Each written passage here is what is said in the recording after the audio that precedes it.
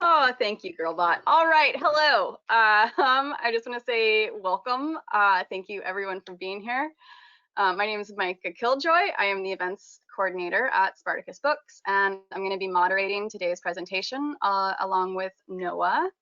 I also just want to say once again, I think all of us are feeling really extreme screen fatigue, so thank you, everyone who has come out nonetheless. I want to acknowledge that myself and Spartacus Books are currently located on the unceded traditional lands of the Musqueam, Tsleil-Waututh, and Squamish peoples. The historic stewardship of these lands benefits all of us in the present. These lands being unceded means that by settler law, the settlement of this place and the resulting displacement of Indigenous peoples was done and continues to be done illegally. As I'm sure many of you know by being here, we do well to be reminded that the consequences of settler colonialism aren't actually in the past. We are still continuing to see the extreme effects of COVID within the Navajo Nation, and I know that here in so-called Vancouver, we've been seeing the continued rolling of houseless cities and communities, and a lot of those are inhabited by Indigenous peoples, continual displacement. Also just giving an update about the Wet'suwet'en peoples and that conflict, which is the reason that we're here. In general, they have not provided free, prior, or informed consent to Coastal GasLink and TransCanada to access their lands for the building of a pipeline. This fundraiser was specifically created in response to the most recent incursion on Wet'suwet'en land on February 10th. That was when RCMP officers, to my American friends who are joining us, those are Mounties, and they came onto the land and arrested residents who were blocking construction. This event ended up sparking international street and railway blockades and shut down large portions of Canadian infrastructure. Continuing that update, and I just want to also acknowledge as I say this, I am an outsider in many ways to this conflict. So if anything that I say goes against the people who are living on the land or acting as land defenders, please default to their knowledge, obviously. But in general, during the shutdown, during COVID, the pipeline work hasn't stopped. This means that there was, and as far as I know, still is work being done in the man camps put on by TransCanada and TC Energy. These camp workers are coming in for 3-week shifts. They're sharing meals. They're living in really close proximity to each other on and near the territories. There's been a couple of positive tests for COVID, but no outbreak. But it's obvious that this is a really dangerous thing to be doing health-wise, and it ends up elevating economics over people's health. More recently, as our last presenter, Paige, mentioned in our last event, a memorandum of understanding between the Wet'suwet'en hereditary chiefs, the province of British Columbia, and the federal government of Canada was released on May 14th, with the stated intent to give hereditary chiefs a louder voice in the future resource development and extraction on their land. We can already start to see the media focusing on the conflict between the traditional hereditary chiefs and the band council leaders that have historically liaisoned with the settler government that the memorandum of understanding has started. Anyway, they're focusing a lot on that conflict. I mention this in part because it's important to remember that it's really unrealistic for any group of people to present as politically uniform. We would not expect all settlers in British Columbia to have a consensus, and it's unfair to demand this of Indigenous people. Similarly, I also want to point out that while the objectives of these protests over the last few months have overlapped with Western environmental movements, this entire conflict is actually about respecting Indigenous sovereignty as promised by the Canadian government. If in the future, not saying that this is necessarily what will happen, but if the Wet'suwet'en peoples do actively consent to the building of a pipeline through their land, I just want to put a reminder out there that as settlers, it's not actually our place to target them about it. All that said, there are still actions that are happening. There was actually one that happened yesterday targeting AIMCO, which is an Alberta-based pension management firm that is planning to purchase a majority stake in the CGL pipeline. Keep an eye out for future actions. I really recommend following the Gidimden Checkpoint on Instagram, Facebook, or Twitter. They do a pretty good job of updating with actions. Again, if you're interested in finding out more or how to support, there is a little link that should be in your chat box as part of your welcome message. It includes a lot of ideas on how to get involved or read up and be more informed on the conflict. I also just want to say, once again, I said this last time, but specifically to my American settler friends, I really, really encourage you to learn the history of the land you live on. Find out who lived there before you, and honestly, who likely still lives there, and what struggles they currently face as a result of settler colonialism. I really recommend checking this out or getting started with the Native Lands Map. I'm about to turn this over to Mercedes, though. Mercedes is a Mi'kmaq PhD student of history. She's at UBC and she studies with her advisor, our last speaker, Paige Rabemont. If during this presentation you have any questions that come up for you, please go over to that little questions bar, click the little triangle to access the drop-down menu and access your questions there. Myself and Noah will be moderating them for the last few minutes. If yours is chosen, we will share it with the rest of the group. But just so you know, this is a recorded session, and keep an eye out on social media for the upload. All right, Mercedes, thanks for being so patient while I talked. I'm going to turn this on over to you. Thank you. My name is Mercedes Peters, and like Spartacus books, I also live, kind of work, exist at this point in my life on kind of the overlapping territories of the Musqueam, Squamish, and Tsleil-Waututh people. But I'm Mi'kmaq, which means my territory is on the, oh God, hold on. Something happened and I got made a presenter and then my computer froze. Okay, I think we're good. Can folks hear me? Put your hand up if you can hear me. Amazing. All right, are we good? All right, cool. All right, so anyway, you're gonna find out, I think, a lot through this presentation too, that despite being a millennial, I'm really bad at technology, like really bad. Have never been good at it. There's gonna be some hiccups. We got this. I also had a PowerPoint, which I realized that if I put on screen and shared it at the same time, I wouldn't be able to see my lecture notes and there wouldn't be a lecture. So big kerfuffle beforehand. You're just gonna have to bear with me. But being Mi'kmaq, my territory is actually on the East Coast. And I was born in Woolastoqiyik territory in what people call St. John, New Brunswick. But my reserve, Glooscap First Nation, is about 40 minutes outside of Halifax in Mi'kmaq territory in what you would call Nova Scotia. I'm also part white, according to ancestry.ca. I'm waiting for my card to come in the mail. I'm kidding. Not about the white part, but about the card part. That's pretty obvious. But I wanted to point that out because of the main point that I'm kind of, I guess, talking about today. My mom's side of my family consists of settlers who were British, I think. Not quite sure, but I know that they were all working class laborers and my immediate family was too. My dad and that entire side of the family are Mi'kmaq. They're also working class laborers. I grew up in a family that relied on the resource industry for a living, both sides of them. My paternal grandfather and uncle worked in a pulp and paper mill in St. John for most of their lives. On my mom's side, my grandfather worked in a power plant. Other family members were tradespeople at the oil refinery I grew up always in sight of. Super cute, smells great, love it.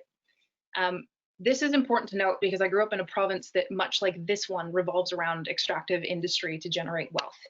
My own understandings of how extraction harms our land and people aside, I've always recognized this whole capitalist resource industry thing's fraught as hell, mainly because where I come from, resource jobs are some of the only work made available and people have to eat, no matter how soul-sucking or carbon-producing that work is. And that's why I found the Canadian media's reaction to the hashtag Shutdown Canada campaign and all of these blockades fascinating.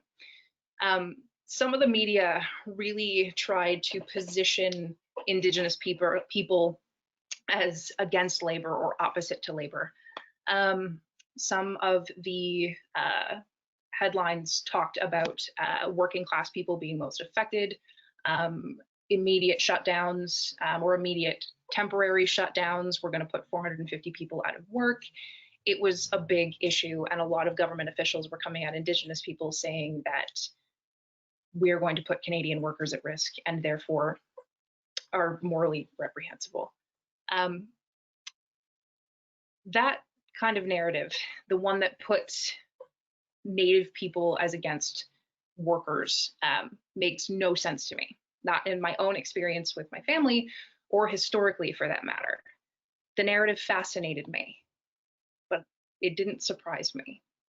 Because while the positioning of Indigenous people and workers against each other kind of perpetuates a myth of a history that never happened and a present that isn't quite accurate, the rhetoric that Native people are inherently opposed to people who work has been around for ages.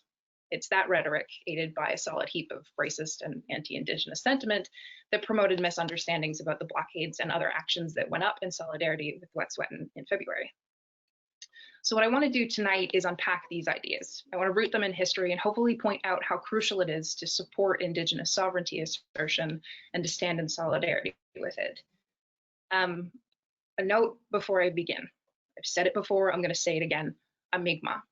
I'm not from these lands. I'm not from Wet'suwet'en territory, not part of those nations. I'm a visitor. And as a Mi'kmaq visitor, it's my responsibility to treat the lands and the people who take care of these lands with as much respect as I possibly can.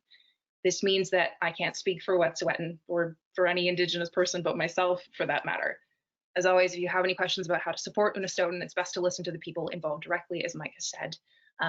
If you'll notice in kind of the question bar, there's a couple of documents that have been uploaded. Check those out for information, because there's some really important stuff there that you probably won't get from a Native academic from the other side of the country. They have to come first. So what was and is shut down Canada? I'm going to provide a very brief timeline, but I suspect if people are tuning in, then they've probably kind of followed it a little bit.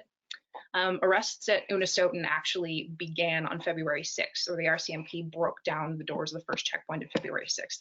They made it to the main camp at February 10th. By February 13th, after a series of blockades from Tyendinaga and Mohawk territory in Quebec to Edmonton to British Columbia, CN Rail suspended service. By February 20th, CN Rail had laid off 450 people temporarily, but they were back to work after a tentative agreement was reached to kind of move towards that MOU that Michael was talking about in early March. And the media and Canadian officials reacted kind of like I mentioned earlier. The Associated Press reported on February 19th that Alberta Premier Jason Kenney, who had been critical of the blockades, expected police to respect and enforce court orders. These illegal blockades, he said, there's people losing their jobs, blue-collar people, vulnerable people, he said while in Calgary, Alberta. What is happening here is anarchy. Many news outlets around February 14th reported on outgoing Conservative leader Andrew Scheer's comment about the protesters harming workers. These protesters, these activists, he says, may have the luxury of spending days at a time at a blockade, but they need to check their privilege. They need to check their privilege and let people whose job depends on the railway system, small businesses, farmers, do their job. He said that the blockades are illegal and should be shut down by law enforcement. We have court orders, we have court injunctions, and they need to be respected. I'm calling for an end to the blockades, he said. As Prime Minister, I would direct the RCMP to enforce the law to ensure that our railway system can operate. Around the same time, Teamsters Canada said in a statement, Teamsters Canada is a union, actually the biggest union that represents people in the transportation industry. They said, our union and thousands of working families are in crisis. This situation cannot go on forever. We urge Ottawa to intervene to help find a solution as soon as possible, said National President of Teamsters Canada, Francois Laporte, in a written statement. The problem with this, obviously aside from people being out of work, because that's a rough thing to be, first of all, though, is when you position Indigenous people against labor, you imply that Native people don't participate in a wage economy. That's very much not the case. The second problem is that these media narratives grossly represent Wet'suwet'en sovereignty. So my job today is to put all of this in a kind of historical context. I can't do it perfectly. We don't have a lot of time, and it's sometimes hard to interact with people when you can't really see them, so I'm going to do my best, but I encourage you to go and find this information on your own. All of this is Googleable and accessible online. But I want to start with Canada. The basis of Canada's capitalist economy, the foundation of all of it, comes from Indigenous territories. Canada is what we call a settler state. At the most basic level, a settler state is a state formed by people who came over from various imperial homelands of their own accord to settle and to make these lands their own. Except we have a teensy problem because the land that settlers wanted as their own was already kind of in use by and the sovereign territory of many Indigenous nations. If you joined us 2 weeks ago, you would have gotten a rundown of how settler dispossession worked in BC from my PhD supervisor, Dr. Paige Rabeman. I'm not going to cover all of that tonight because she's already done a fantastic job and I don't have time. But to give a really quick overview, thanks to concepts like terra nullius, manifest destiny, and European fence requirements, I wish I were kidding, I'm not. Predominantly white European settlers were able to justify claiming land that wasn't theirs. History books used to treat that history like settlers just arrived to virgin land where the primitive but friendly Indigenous people gave them a pass to do whatever they wanted. The real story looks more like settlers saw land and saw Indigenous peoples, societies, and nations as the one thing standing in their way. Indigenous sovereignty has literally been in the way of settler land access since day one. Now, in some cases, colonial governments made treaties with Indigenous nations, allegedly on a nation-to-nation basis.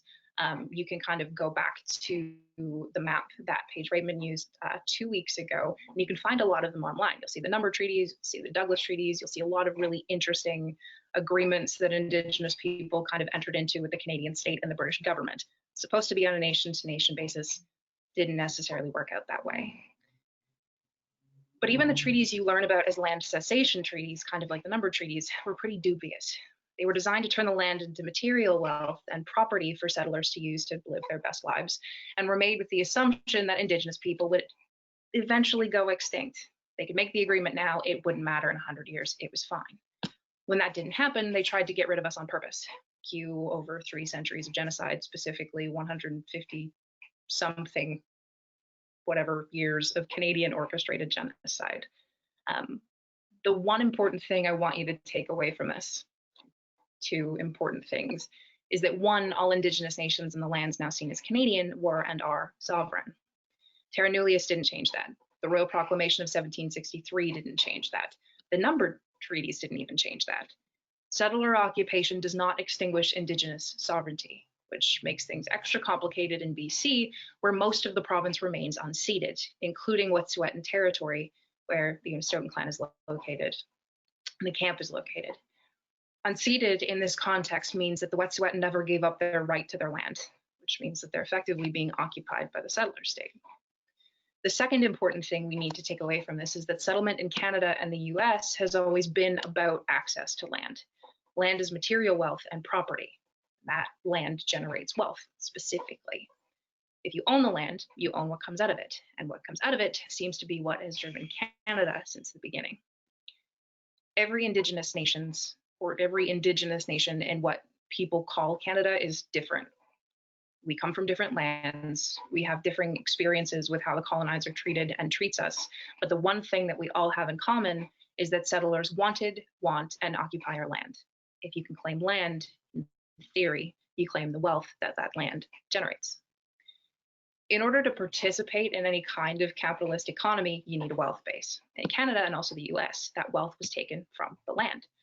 And because those lands were Indigenous people were seen as a barrier, an obstacle to overcome to get access to them.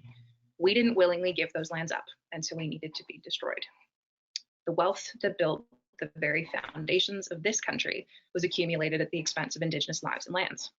It was also accumulated on the backs of Black slaves and their labor. When we talk about capitalist development in Canada and the US, we can't forget that.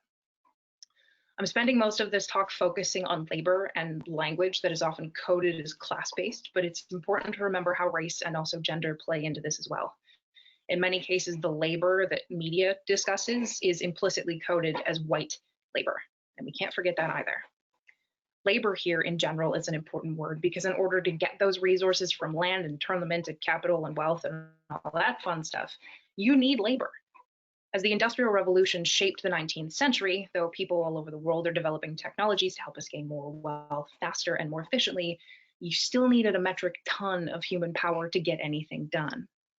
Because capitalism requires efficiency, to put it in its most simple terms, unfortunately humans, read in many cases in this history as working class when we're talking about the 19th century, I would argue that that concept needs to be complicated and expanded, but these people are exploited. This is a history that many people are familiar with. All over the world, conditions in rapidly developing industries led to workers organizing for safer workspaces, better pay, actually getting a break, days off, time to be human as opposed to machine. Why are workers organizing? Together, in mass numbers, they could get people in power to pay attention. Alone, a single worker or a small group of workers could be easily and were frequently ignored. When workers got together to make it harder to ignore them, their efforts were often met with violence from company owners or state representatives, sometimes both, using police, military, or militia force. The violent responses that these protests and picket lines produced warrant our attention, because violent action often represented a panicked move to quash labor unrest, because labor unrest interrupted the efficient processes that turned labor, resources, etc., into capital wealth. When workers went on strike, they'd stop labor. They'd either set up a picket line or actively blockade work sites. You shut the site down as a worker, you stop the capital chain, capitalists are faced with a problem. Historically, this meant that labor or workers, laborers, had a lot of power. Labor stoppages were an important way to demand rights, or at least start the conversation. Striking is credited with getting us things like the weekend, minimum wage, stuff many people take for granted now, though we're still working on the minimum wage thing. It's still not enough to live on, but we'll get there. Because we take a lot of this stuff for granted, we forget that the road to these things wasn't easy. Getting proper pay and rest time wasn't a nice, polite process where workers said, please, and company owners said, oh, sure. These movements are more accurately described as warfare. And we can point to some of these wars in British Columbia. BC's history of labor organizing to get safer conditions for workers, better hazard pay, minimum wage, proper living conditions, et cetera, it's a bloody one, especially in the resource extraction industry like coal mining, something that was crucial to the early BC economy. Take the Dunsmuir Mining Company on Vancouver Island, for example. Conditions there in the 19th century were brutal. We're talking gas explosions, constant risk of collapse, respiratory issues, poor living conditions in company towns. This is a common thing in mining in general, but this is something that drove many miners all over the world to strike.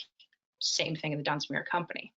In order to gain access to better pay, safer workspaces, and recognition of a miners' union in that company, mine workers went on strike multiple times, sometimes for years, in 1877, 1888, 1890, 1903, and 1912.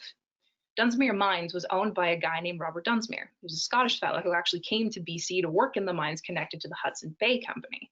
In 1849, miners in the company he worked for went on strike to protest bad working conditions, and instead of standing with his coworkers, Dunsmuir crossed the picket line. That made it really easy for him to climb the ranks, gain a reputation, and eventually getting a company of his own. And Dunsmuir's company was notorious for its anti-labor stance. Instead of recognizing the workers' needs as they came up, in many cases, the company, backed by the BC government, would evict striking miners from their homes, send in militia to perform mass arrests. Both used racialized labor, specifically that of Chinese people, to break strikes, and then proceed to deport those people if they spoke up. Another example in the 1912 strike that happened, this is a dispute that lasted like 2 years. At one point, earlier on in the strike, they sent militia in to invade the strike zone and arrested 200 people, or a little over 200 people, in one go. And it's not like these arrests were gentle. Sometimes you'll see demonstrators being kind of led away gently by the RCMP or whoever. It didn't look like that. Now, historians argue that strikes weren't necessarily successful immediately, but what they agree on is what these strikes did do is create a culture of labor organizing. Vancouver Island by the early 20th century had become a hub for working class organization, and that's what gets us things like minimum wage and better working conditions on the weekend. In another example, in 1899, fishermen on the Fraser River were struggling with unstable floor prices in salmon canneries, which is where they would sell their catches. Merchants on the cannery side kept lowering salmon prices, making it increasingly difficult for fishers to make a living wage, but a lot easier for canneries to make better profit when they sold to places like Britain. That year at Stevenson, many of the Fraser River salmon fishers went on strike to demand stable prices that offered fishers a living wage. When negotiations broke down because they went to those first, a militia was sent in to break the strike themselves. One of the organizers involved with and was arrested during the Stevenson strikes, because another happened in 1900, was a labor organizer named Frank Rogers. He remained active in the Vancouver labor scene and was actually later killed in the crossfire at a confrontation between striking workers on the Canadian Pacific Railway, gathered at the foot of Abbott Street in Vancouver, and strike breakers and police specials, they used to call them. Exactly who killed him remains unknown, but before he died, Rogers suggested that he was shot by either one of the strikebreakers or a member of the special police. This kind of thing was common. People were killed because they dared stand in the way of capital for things like demanding human decency. History is rarely as simple as that, though, and it's rarely as simple as the stories that we tell. These movements didn't get things like minimum wage and workers' comp overnight, but together, these struggles over decades achieved a lot of what we take for granted now. Now, traditionally, labor history has kind of painted these movements as male and pretty much white. They're getting better, though, and are pointing out that these movements were racially and gender diverse. The Steves and Salmon strikes included centrally Indigenous fishers and Nikkei fishers, or Japanese Canadians for people who don't know. This doesn't mean the movements were unified, though. Racism, sexism, exploitation of, and active sabotaging of people of color and women were common within union organizing, let alone strikes on their own. But what's important for the sake of this talk is that workers in BC, workers anywhere in Canada for that matter, weren't just white. Indigenous labor, Indigenous people were crucial to these movements. In fact, historian John Lutz actually argues that Indigenous people were essentials to the capitalist development, or essential to the capitalist development in British Columbia. So then, why, when we talk about Indigenous blockades and protests, does the media paint them as anti-labor? Native people are wage laborers too. And I argue that while capitalists don't really like anyone getting in the way of efficient flow, because the very basis of their wealth in this country comes from Indigenous lands and is predicated on the requirement of Indigenous disappearance, Indigenous sovereignty and contemporary Indigenous sovereignty assertion is the last barrier Canada needs to overcome to get complete, unchecked access to capital and resources. The Native people aren't going away anytime soon. And the thing is, it isn't just the big capitalists that benefit from Indigenous erasure and land occupation. Settlers of all classes benefit. The economic power structures in Canada can pretty well concede anything to do with workers' rights if enough people get mad enough. We have a whole bunch of history telling us that this is possible.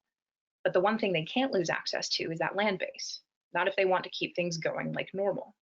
Settlers who aren't making millions from corporations or the extraction industry can't really lose that land base either, because they benefit from it too. They live here. But it is 2020. You can't go around openly advocating for the complete removal of an Indigenous population to benefit settlers, not in this neoliberal paradise. It's in bad taste. And that's where the separation of Indigenous people, more specifically Indigenous sovereignty and labor, come in. Native people and Native work have always been seen as incompatible in narratives about the settler state. If you read a lot of histories of British Columbia or Canada in general, you often see that Indigenous labor and Indigenous existence in general is often characterized as primitive or pre-capital if you're talking in that kind of area of history. But that means that it's antiquated. Now, settlers, their capitalist wage labor, and the economic development that comes as a part of that is linked to modernity in these stories. History, the past, and modernity, the present and the future in this context, aren't actually meant to mix. It's why you don't hear a lot about Indigenous workers. It's because they're viewed as being stuck in the past, and we haven't really shaken up that narrative yet. This categorization of Indigenous labor has also perpetuated the myth and that stereotype of the lazy Indian that still gets brought up. This has kind of evolved, especially in the Wet'suwet'en incident, where we've seen in the media Indigenous people are viewed as incompatible with modern labor. We're either kind of written off as environmental activists trying to sabotage everybody, or because we don't have jobs of our own, we can spend all day, as Andrew Scheer says, at blockades. When we shut down Cambie Street in mid-February, I remember standing in a circle and a man walked by and screamed at all of us to get jobs, and all we could do was laugh because it was just business as usual. When Indigenous people are painted as incompatible with modern capitalist economies, it becomes easier to convince the people who benefit from this economy most to advocate for our removal. And since genocide is also in bad taste, at least when you get caught doing it, the next best thing for the settler state to do to make us disappear is erase us. That means writing us out of historical narratives. It means upholding stories that make Indigenous sovereignty incompatible with the needs of everyday working Canadians. It means ignoring us and keeping us quiet so that business as usual can go on uncontested. Over the past 50 years, though, as Paige pointed out earlier, actually since contact, it's been increasingly difficult to ignore Indigenous people. We had Nishka in the early 1970s. These are things that you can Google and are readily available on the internet. You have the Oka crisis, the Meech Lake Accord in the 1990s, Burnt Church, Restigouche, and the Donald Marshall trial in the late 1990s. Out east, we had RCAP in 1996, that's the Royal Commission on Aboriginal Peoples, the class action lawsuit against the government by Indian residential school survivors in the mid-2000s, the Truth and Reconciliation Commission in 2015, and most recently, though this also has a history that's 50 years long, UNDRIP. All of these instances have pushed the settler state into this weird dance of how do we recognize Native people in a way that makes us look good, but still keeps the door to their lands open. Well, they set up all of these proper channels to negotiate various Indigenous needs and rights on government terms. You'll often see in the media, and did see in the media with Shutdown Canada, government officials and other disgruntled settlers saying things like, why are these blockades necessary? Why don't you just take these things to the courts? You've already been negotiated with. Why are you still moaning? So on and so forth. I can make a really pretty collage, and almost did, of all of these quotes, but technical difficulties and me trying to figure out how to human on the internet during a pandemic means that I'm going to suggest that you go to the internet and find these things yourself or yourselves. You're probably going to make it stick better than I can by showing you little snippets. Seriously, go through, look through them. The pattern becomes evident the longer that you look. Now, one of the biggest critiques that came from settlers alongside the "they're hurting workers" comments was that blockades weren't the answer to this issue and that proper negotiations were better. And because proper negotiations had happened, the media and government had reported people at Unistoten and those who stood in solidarity with them were considered terrorists, anarchists, and selfish. The thing is, when media often shows Indigenous blockades, it's usually the first time they've covered a brewing conflict between the settler state and various Indigenous nations and representatives of leadership. In reality, as we would have seen with these early industrial labor movements, these blockades are last resorts. The Great Winnipeg Strike of 1919 was a last resort to broken down negotiations. What people aren't seeing are months and sometimes years of going through these proper channels, only to be ignored, only to be pushed into agreements that keep access to land and flow of capital going to Indigenous detriment. You'll also notice that a majority of the time Indigenous people even make mainstream news is when we're disrupting some part of Canadian life. And I would argue that this is the case because of that need to ignore and erase Indigenous existence as a way of keeping up the settler status quo until that becomes impossible, until we get loud. And then the media narrative in all of its various forms begins. See, Canadians seem to think that this idea of reconciliation, which also popped up in the media again, means that they've come to an agreement with Indigenous nations. They get to say sorry for past stuff as a treat, and that means that Indigenous peoples will shut up and let them get on with what they wanted to do. We hide upstairs, making no noise, pretending that we don't exist, and the Dursleys get their pipeline. But the one-sided argument that this kind of makes really only gives the state and industry the means to consult to look good and not actually carry out their other obligations to Indigenous nations, like recognizing our sovereignty, protecting our right to live as Indigenous people without getting murdered, poisoned, forcibly removed. That stuff is all in UNDRIP, and BC adopted UNDRIP last year. It's in the Canadian Constitution and things like the recommendations put forward by RCAP and the TRC. So when we do get loud, they get to act all surprised, when in reality, this has all been business as usual. Let's take Unistoten, for example. The camp was set up in Wet'suwet'en territory to block 3 proposed pipelines going through homelands: Coastal GasLink, Pacific Trails, and Northern Gateway. I think 2 of them have been shut down. You're going to have to go fact check that one, though. The pipelines that Wet'suwet'en and specifically Unistoten argue will harm the land for current and future use. The first cabin on site was built in 2010, and since then, it's held educational workshops. A healing center has been built on site where people can come in, can learn and practice culture, revitalize a lot of stuff that was in danger of going away, and people live there. The big catch with Unistoten is that consultation about these pipelines, according to the government, did occur, and some did, but with the Wet'suwet'en First Nation band councils, whose jurisdiction actually only covers the reserves themselves, and not including the hereditary chiefs, who are fundamentally opposed to the pipelines going through unceded Wet'suwet'en territory. They want the nation to consider protecting all of it. Now, consultation is pretty fraught business, but it remains that consultation with the Wet'suwet'en nation didn't happen to the extent that it probably should have. Industry and government went in with the idea that they were going to get a pipeline, and regardless of what went on, they were going to get that pipeline. I've argued that Indigenous sovereignty stands in the way of capitalist expansion. That also means that Indigenous bodies, Indigenous people, being in people existing in place, doing something as simple as setting up a cultural center in the way of a proposed pipeline path are in the way. We're a threat. By refusing to budge, industry and Canada force the hereditary chief's hands. No one is listening. Police have come in and started arresting elders, blocking media to keep the story as quiet and ignorable as possible. So what did they do? To paraphrase Dene political scientist Glenn Coulthard, they get a lot of people to stand in between the state and its money. And for a few weeks, people paid attention, didn't they? Just like our labor movements, the state sent police to solidarity blockades. In some places, like Edmonton, white supremacists even took matters into their own hands, threatening harm to unarmed people, and weren't apprehended because they were doing the state's job for them unpaid. And then the media did their job for them some more, and so on and so forth. There continues. Placing us as inherently oppositional to labor misses the point and actually allows people in power to continue exploiting workers from all classes, races, genders, though some more than others because power structures are complicated. Settler wage workers get angry at Indigenous peoples when it may be more beneficial to flip the gaze back on the people that they worked for, and probably, and most uncomfortably, on themselves. Why are the moves for labor rights valorized while Indigenous sovereignty movements are vilified? Why are Indigenous people separated from a group that many of us are an important part of? Because Indigenous protest and existence threatens the very foundation of the settler state and the systems that have made labor dependent on the ways that the settler state generates wealth, this is something that harms more than just Indigenous people in general. Viewing Indigenous existence, let alone sovereignty, as something opposite to workers' rights to livelihood ruins any means of collectively imagining a better world.